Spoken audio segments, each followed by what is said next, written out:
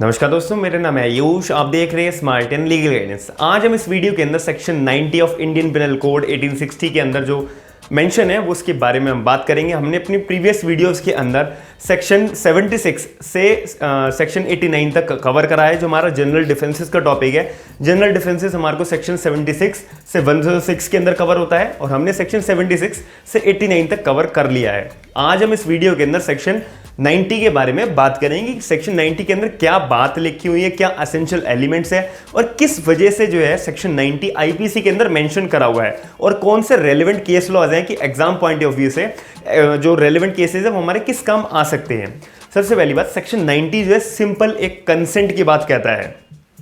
मैं पहले आपको एक एग्जांपल बता देता हूं कि अगर कोई भी पर्सन कंसेंट ले लेता है उस पर्सन की डर पहुंचाकर, मिसकंसेप्शन से यानी कि भ्रम में डाल के, या इंटॉक्सिकेशन की वजह से, या below the age of 12 years का कोई बच्चा है उससे तुम कंसेंट ले रहे हो, या फिर इंटॉक्सिकेशन की वजह से कि कोई सी के मेंटल मतलब उस हालत में नहीं है, मेंटली हाँ या ना देने की हालत में नहीं है कि वो हाँ या ना दे तो रहा है, लेकिन उसको स्टेट ऑफ सर्कमस्टांसिस नहीं पता कि किस सर्कमस्टांसिस में वो हाँ बोल रहा है, किस सर्कमस्टांसिस में वो ना बोल रहा है। ऐसी आप सहमति लेते हैं, फिर कोई अपराध करते हैं तो वो जो अपराध आपने किया है वो आपको कानूनी रूप से आपको उस अपराध की वजह से सजा होगी। इसका मैं एग्जांपल एक देता हूं कि अगर कोई भी पर्सन सामने वाले की एक कंसेंट ले लेता है, किस वजह से कंसेंट लेता है? एक अपराध करने के लिए। मतलब अपराध क्या वर्ड मैं इसलिए बोल रहा हूं कि कानून के अंदर उस एक्ट को जो है अपराध माना जाएगा। अगर वो बंदा उस अपराध को करने के लिए कंसेंट ले लेता है, बाकी वो बाद में वो सोचे कि भाई मैंने तो कंसेंट ली थी जब मैंने वो एक्ट करा है, तो इस वजह से अगर वो कंसेंट लेता है या तो डर पहुंचाकर या मिसकंसेप्शन यानी कि भ्रम में डालकर उस सामने वाले बंदे को झूठ बातें बताकर, या फिर वो बंदा इंटॉक्सिकेशन में नशे की हालत में है, उसको ये नहीं पता कि मैं हाँ किस वजह से बोल रहा हूँ ना किस वजह से बोल रहा हूँ, उस बंदे से तुम जो है कंसेंट ले रहे हो, या फिर उस बच्चे से तुम कंसेंट ले रहे हो जो below the age of 12 years है, 12 साल से कम उम्र का बच्चा है, तुम उससे कंसेंट ले रहे हो। और या फिर पांचवा, जो अनसाउंड माइंड है, जिसको खुद ही होश नहीं है, जिसका माइंड अनस्टेबल है, उससे तुम कंसेंट ले रहे हो।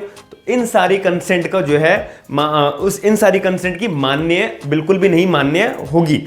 कानूनी रूप से इन सारी कंसेंट को वॉइड डिक्लेयर कर दिया जाएगा और जो तुमने एक्ट करा है ना वो कानून के अंदर अपराध है, तो आपको सजा 100% होगी। इसका मैं एग्जांपल आपको बहुत अच्छे से केस लॉ समझाऊंगा जब आपको समझ में आएगा। तो मैंने आपको बताया कि अगर कोई भी बंदा कंसेंट लेता है या तो डर पहुंचाकर सामने वाले बंदे को, या फिर मिसकंसेप्शन में भ्रम में डालकर झूठ वूठ बोलकर, या फिर अनसाउंड माइंड, उस बंदे से तुम कंसेंट ले रहे हो जिसको खुद ही जिसका माइंड अनस्टेबल है, या फिर जो नशे की हालत में है, या below the age of 12 years, उस बंदे से तुम कंसेंट लेते हो और फिर कोई एक्ट करते हो, कानून रूप से वो एक्ट अपराध है, तो उसके अपराध जो आपने एक्ट करा है तो वो कानून अपराध मानकर आपको सजा बिल्कुल देगा। अब मैं ये बात बार बार बोल रहा हूं तो इसका मतलब क्या है? इसका मतलब ये है कि पहले मैं आपको केस लॉ समझा देता हूं।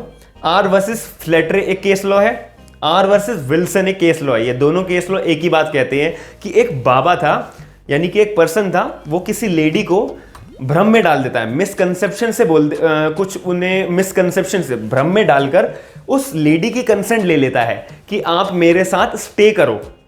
ठीक है, अब जो मतलब बाबा टाइप या कोई भी पर्सन जो है उसको भ्रम में डालकर या फिर कुछ ऐसी बातें बहला फुसलाकर जो है उस लेडी को अपने साथ स्टे करता है और वो ऐसा सेक्सुअल इंटरकोर्स कमिट करता है वो पर्सन जो है उस लेडी के साथ में। फॉर एग्जांपल बाबा कोई भी वो जो है उस लेडी के साथ सेक्सुअल इंटरकोर्स करता है, तो ऐसे केस के अंदर बाबा ने क्या करा है? मिसकंसेप्शन से कंसेंट ली है।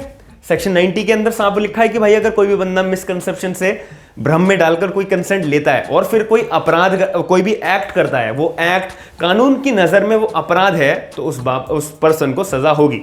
अब सेक्सुअल इंटरकोर्स करा है उस बाबा ने उस लेडी के साथ में, कंसेंट ली थी लेडी की मिसकंसेप्शन तौर पे, तो बाबा ने एक्ट करा है सेक्सुअल इंटरकोर्स का, तो वो सेक्सुअल इंटरकोर्स जो है कंसेंट लिए गलत तरीके से, तो वो क्या कानून रूप से जो है अगर कोई मिसकंसेप्शन से सेक्सुअल इंटरकोर्स करता है वो सजा है 100% है, रेप माना जाएगा। Baba has committed the rape under section 376 of IPC, तो इसीलिए बाबा के ऊपर चार्ज लगाया जाएगा।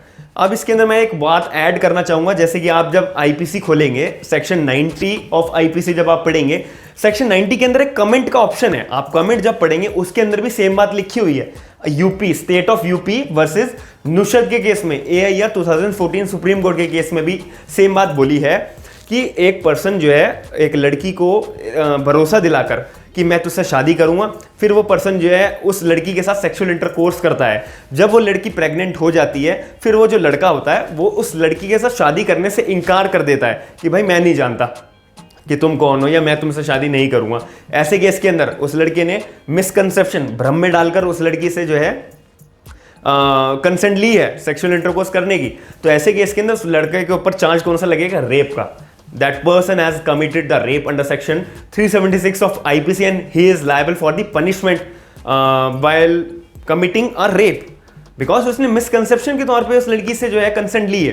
तो ये मैंने आपको एग्जांपल दे दिया है। आपकी IPC के बेयर एक्ट के अंदर भी जो एग्जांपल जो केस लॉ लिखा है उसको भी आपको पूरी जस्टिफिकेशन आपको मैंने प्रोवाइड करा दी है। अब एक बात आती है छोटी सी जो आपको ध्यान में रखनी है, सेक्शन 87, सेक्शन 88 और सेक्शन 89।